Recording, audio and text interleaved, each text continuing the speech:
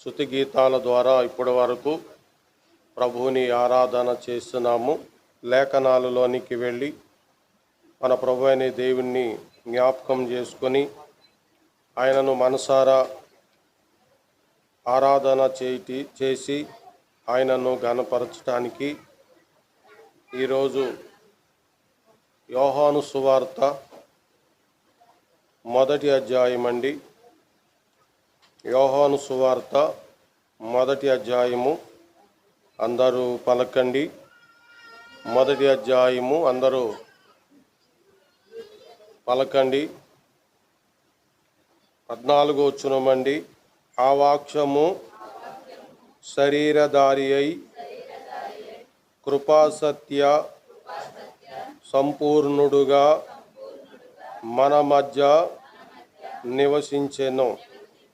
తండ్రి వలన కలిగిన అద్వితీయ కుమారుని మహిమ వలె మనము ఆయన మహిమను కనుగొంటిమి. చదువుబడిన లేఖనాలను బట్టి ప్రభువుకి స్తుతులు ఘనత కలుగును గాక. యేసు ప్రభువారు సంపూర్ణుడు. యేసు ప్రభువారు మన కొరకు అర్పించిన బలి సంపూర్ణమైన బలి. ఆ బలిలో ఇంకా ఏమీ కలపకూడదు. మన ప్రభువు సంపూర్ణుడు కాబట్టి ప్రభువులో ఎవరిని కలపకూడదు. ఆ కాలమందు మోషేను వారు కలిపారు. ఆ కాలమందు సున్నితాచారాన్ని వారు కలిపారు. అందుకనే అది అపవిత్రమైన బోధ అని గలతీ పత్రికలో, ఇక ఆనాడు క్రైస్తవ్యంలో ఈ అబద్ధ బోధ ప్రవేశపెట్టారు. మోషే లేకుండా మీరు సంపూర్ణులు కారు అని, సున్నిత కూడా చేయించుకోవాలని ఇట్లా క్రైస్తవులని బహు ఇబ్బందులు పెట్టినారు. కాబట్టి అవన్నీ ఏమీ అవసరం లేదు. ఇక ప్రభువుని ఆరాధించడానికి, ఆయన సేవించడానికి ఆయన సంపూర్ణమైన బలార్పణ చేసినారు. ఇక మనం ఏమీ కలపన అవసరత లేదు. ప్రభునందున్న మనం కూడా మరి ఎవరిని ఆశ్రయించిన అవసరత లేదు, ఎవరిని సేవించిన అవసరత లేదు. ఆయన సాలిన దేవుడు, సంపూర్ణుడు. మరలా మనం చదువుకున్న లేఖన భాగములోనికి వెళ్దామండి. ఆ వాక్యము అంటే ఆది యందున్న వాక్యము, భూమి ఆకాశాలు సృష్టించిన దేవుని యొక్క మాట. ఆ వాక్యము శరీరధారి అయి, మన సహోదరులు జ్ఞాపకం చేసుకున్నారు, రక్తము చిందింపకుండా పాప క్షమాపణ కలగనేరదని. హెబ్రీ పత్రిక తీయండి అయ్యారు, 9వ అధ్యాయము. హెబ్రీ పత్రిక 9వ అధ్యాయము 22వ వచనం కాబోలు చూడండి. 9:22 వచనమే చూడండి. మరియు ధర్మశాస్త్ర ప్రకారము సమస్త వస్తువులను రక్తము చేత శుద్ధి చేయబడుననియు, రక్తము చిందింపకుండా పాప క్షమాపణ కలగదనియు సామాన్యంగా చెప్పవచ్చు. రక్తం శరీరములోని ఒక భాగం. హెబ్రీ పత్రిక 2వ అధ్యాయంలో చూడండి, 2వ అధ్యాయము 14వ వచనములో చూడండి. కాబట్టి ఆ పిల్లలు రక్త మాంసముల గలవారైనందున, చూసారండి, అబ్రహాము సంతానము రక్త మాంసముల గలవారు. అంతేకాదండి, మనం కూడా రక్త మాంసముల గలవారము, శరీరములో ఉన్నాం. కాబట్టి ఆ ప్రకారమే మరణము యొక్క బలము గలవాని ఎవరైనా అపవాది, అనగా అపవాది మరణము ద్వారా నశింప చేయుటకును జీవిత కాలమంతయు మరణ భయము చేత. నేను ఇందాక చెప్పాను, ఒకవేళ అడిగితే మనస్ఫూర్తిగా మరలా జన్మిస్తారా, జన్మించడానికి అవకాశం ఉంటానంటే, జీవిత కాలమంతా కూడా మరణ భయముతో మానవుడు బ్రతుకుతాడు. కాబట్టి మరలా శరీరాన్ని దాల్స్తానని ఎవడనో ఇష్టపడడు. కాబట్టి మరణ భయము చేత దాస్యమునకు లోబడిన వారిని విడిపించుటకును ఆయన కూడా ఏం జరిగిందండి, రక్త మాంసములలో పాలివాడాయను. యోహాను సువార్త 1 అధ్యాయం 14 ఆ వాక్యము శరీరధారి అయ్యి, ఇలాగా శరీరము దాల్చారు వాక్యమై ఉన్న ప్రభు. కాబట్టి ఆరాధనకు సంపూర్ణుడైన, ఆరాధనకు పాత్రుడైన, ఆయన ఆరాధనకు యోగ్యుడైన, గమనించండి, మనమందరమును శరీరములో ఉన్నాము, రక్తమాంసములతో ఉన్నాము. కాబట్టి ఆయన శరీరము ధరించినాడు.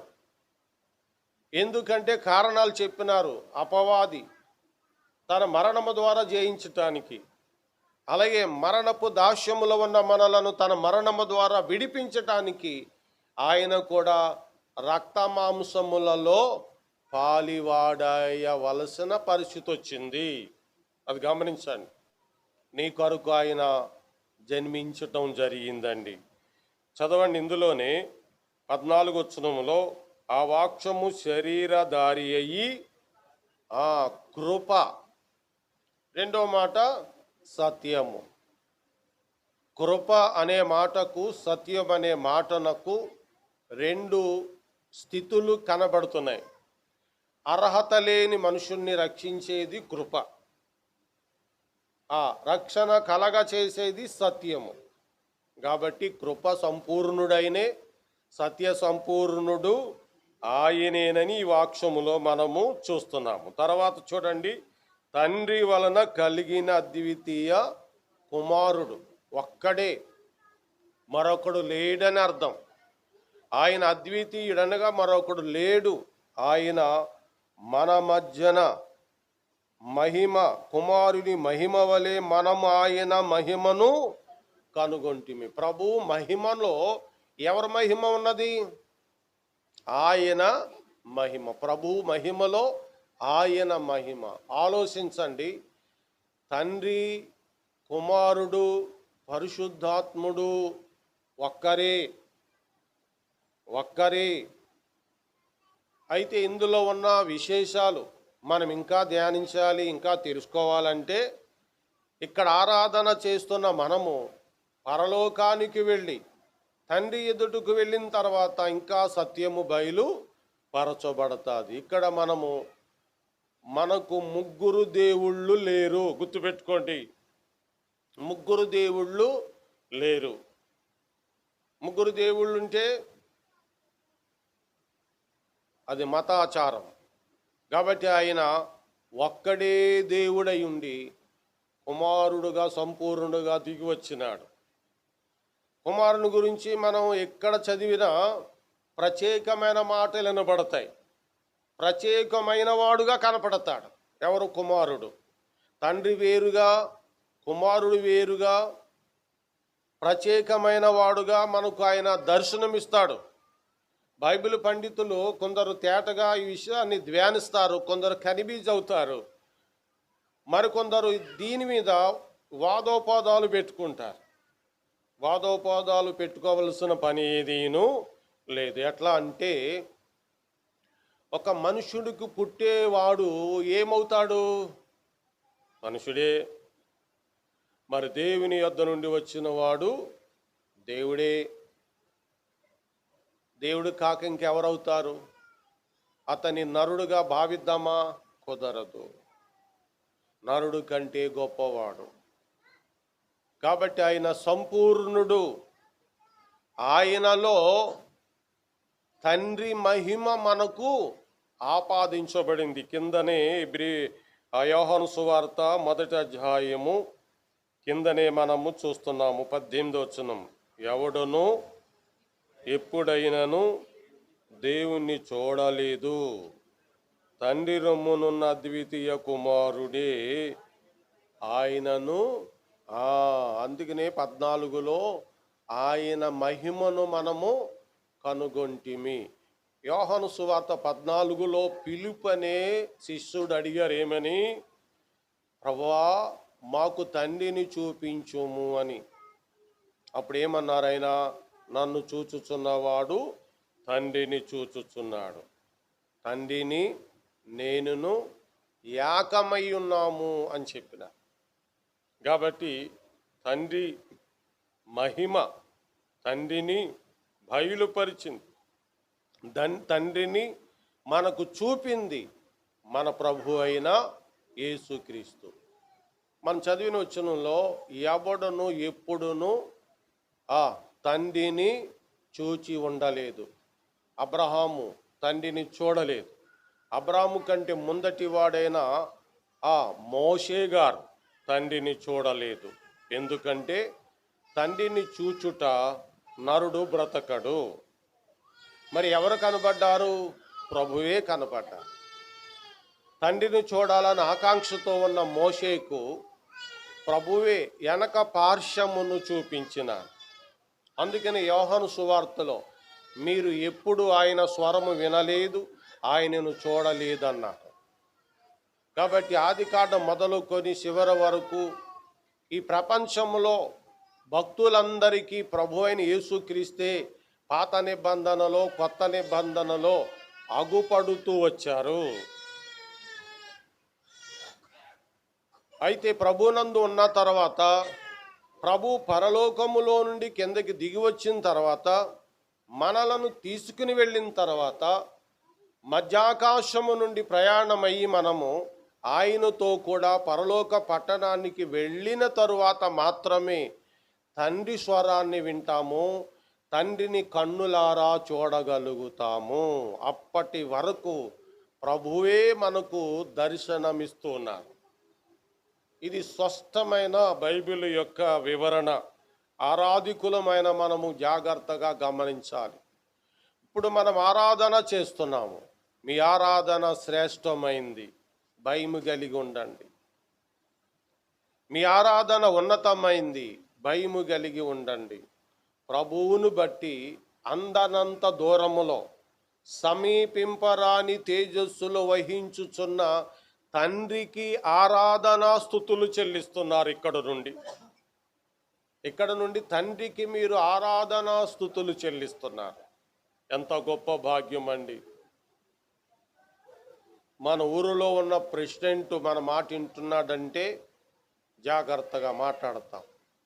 మన ఊరిలో ఉన్న కలెక్టర్, మన జిల్లా కలెక్టర్ గారు మన మాట విన్నారంటే జాగ్రత్తగా మాట్లాడతాం. మన మంత్రులు మన ఎదుట ఉన్నారంటే జాగ్రత్తగా మాట్లాడతాం. మన ప్రధాని, ముఖ్యమంత్రి ఇట్లా గొప్పవారు ఉన్నారంటే ఎంతో జాగ్రత్తగా మాట్లాడతాం. నీ ఎదుట నీ దేవుడు నీ ఆరాధన అందుకోవటానికి ఉన్నాడన్న సంగతిని మరిచిపోకూడదు. నీతో ఫలంగా ఆయన ఉన్నాడు. నీ ఆరాధన స్తుతులు అంగీకరించటానికి ఆయన నీ హృదయమును వంక చూస్తూ ఉన్నాడు. ఎట్లా ఆరాధించాలండి? నేను అందరికీ జ్ఞాపకం చేసుకుంటూ వస్తున్నాను. ఇన్ని ఏళ్ల నుండి మందిరానికి వచ్చి పాటలు పాడుతుంటుంటే ఒక్క పాట మీ నోటికి రానివ్వకుండా బంధించుకుంటున్నారు. దీని మీద చాలా సంగతులు మీకు చెప్పుకుంటూ వచ్చాను. పాటలు పాడటంలో, ఆయన వాక్యము నోరారా పలకటంలో ఆయనకు అంగీకారముగా ఉంటుంది, ఆయనకి సంతోషకరముగా ఉంటుంది. ఆయనకి సంతోషకరమైంది నీ శరీరము నీ నోటికి నీ హృదయానికి అందనివ్వకుండా చేస్తుందంటే, ఆయన ఆరాధించకుండా ఆయన సేవించకుండా నీ శరీరము నిన్ను అడ్డుపడుతుందేమో, జాగ్రత్త. నీ ఎదుటనున్న పాటల పుస్తకంలో ఉన్న పాటలు తనివి తీరా పాడి ఆయనను స్తుతించలేని పరిస్థితుల్లో ఉంటున్నావేమో, జాగ్రత్త. ఎబ్రీ పత్రిక 7వ అధ్యాయము 28లో ఒక మాట పట్టుకోండి. 28లో ఒక మాట పట్టుకోండి. ఆ తరువాత అనే మాట ఉందో చూడండి. ఆ తరువాత వచ్చిన ప్రమాణపూర్వకమైన వాక్యము నిరంతరమును సంపూర్ణ సిద్ధి పొందిన కుమారుని నియమించెను. మన ప్రభు ఎవరండి? సంపూర్ణుడు, సంపూర్ణ సిద్ధి పొందినవాడు. ఎవరు నియమించారు? ఇప్పుడు మొదటి నుంచి చూడండి. ధర్మశాస్త్రము బలహీనతల గల మనుషులను యాజకులనుగా నియమించెను. ధర్మశాస్త్రము బలహీనత కలిగిన మనుషులను యాజకులుగా నియమించుకుంటూ వచ్చింది. కానీ ధర్మశాస్త్రమునకు తరువాత వచ్చిన ప్రమాణపూర్వకమైన వాక్యము నిరంతరమును సంపూర్ణ సిద్ధి పొందిన కుమారుని నియమించింది. ఈ వచనం ఎప్పుడు చదువుకుని ఇలాగే చదువుకోండి ఇంటి దగ్గర, మీకు అర్థమవుతుంది. ఈ రిఫరెన్స్ మీకు అర్థమవుతుంది బాగా. కాబట్టి ధర్మశాస్త్రము బలహీనత కలిగిన మనుషులను నియమించినప్పుడు ఏం జరిగింది? ఇప్పుడు కింద చూడండి. ప్రధాన యాజకులు వలె, ఈయన ఆ ప్రధాన యాజకులు వలె, అక్కడి నుంచి చూడండి. ఈయన ఆ ప్రధాన యాజకులు వలె మొదట తన సొంత పాపముల కొరకు, తరువాత ప్రజల పాపముల కొరకు దినదినము బలులు అర్పించవలసిన అవసరము గలవాడు. వాళ్ళైతే అలా చేసేవారు, అహరోను అలా చేసేవారు. ఆ యాజకులందరూ ముందు తమ పాపముల కొరకు బలులు అర్పించుకొని, తర్వాత ప్రజలు పాపముల పరిహారము నిమిత్తం ఆ సేవ చేసి బలులర్పణ చేస్తూ వచ్చారు. కానీ ఈయన అలాంటి వాడు కాదు. మరి ప్రభు ఎందుకు బాప్తిసం పొందారు? నీకు మాదిరి ఇవ్వటానికే తప్ప ఆయనలో ఏ పాపమును లేదు. మరి ఎందుకు ఆయన ఆత్మను పొందుకున్నాడు? నీకు మాదిరి ఇవ్వటానికి. ఎందుకు జీవితకాలం అంతా కూడా శోధన సహించి ప్రార్థించి భయభక్తులు గలవాడై ఉన్నాడు? నీకు ఒక మాదిరి ఇవ్వటానికే. తన వలే తన పిల్లలు ఉండటానికే, తన వలే తన పిల్లలు తండ్రి అయిన దేవుణ్ణి సేవించి ఆరాధించటానికే, తన వలే బ్రతికిన వారిని అంతియోకాలో ఏమన్నారండి? అంతియోక అనే పట్టణంలో తన వలే బ్రతికిన వారిని ఏమన్నారండి? గుర్తుందా? ఎక్కువ వాక్యాలు చెప్తే మర్చిపోతారు.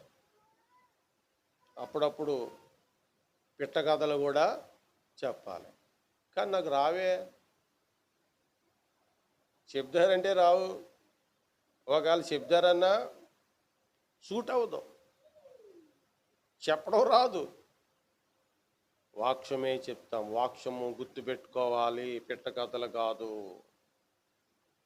11వ అధ్యాయం అపోస్తలుల కార్యం గ్రంథాల్లో అంతియోకాకు సువార్త చెప్పటానికి వెళితే అక్కడున్నవారు అన్నారు, మీరు యేసు ప్రభులాగా ఉన్నారు కాబట్టి ఏమన్నారమ్మా?